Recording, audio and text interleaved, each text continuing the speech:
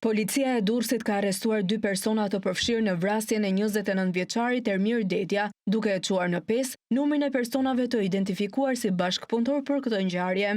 Në pranga kanë përfunduar 36-vjeçari Erion Doni dhe 35-vjeçari Klodian Berisha, ndërsa është shpallur në kërkim Giuliano Dyrmishi, 33 vjeç. Sipas hetimeve të deritanishme, rezulton se Erion Doni dhe Klodian Berisha kanë kontrabanduar në Shqipëri automjetin që u përdor nga autorët e vrasjes dhe një automjet tjetër që dyshohet se do të përdorej për një ngjarje tjetër kriminale. Automjeti tip Seat, me të cilën u larguan autorët pas vrasjes, u gjeti djegur në gërdet të Vorrës, ndërsa mjeti tjetër u sekuestrua në cilësinë e provës materiale. Ermir Dedja u ekzekutua me armë zjarri mbrëmjen e 20 majit në lagje numër 18 të Durrësit, ndërsa 2 ditë pas ngjarjes, policia identifikoi dhe shpalli në kërkim 2 persona, një shqiptar dhe një maroken, të cilët kishin siguruar kushtet dhe mjetet materiale për vrasjen e 29-vjeçarit. Përmes një komunikate zyrtare, policia e Durrësit sqaron se të 3 personat e shpallur në kërkim rezultojnë se ndodhen jashtë vendit dhe vijon puna në bashkëpunim me partnerët ndërkombëtar për lokalizimin dhe kapjen e tyre.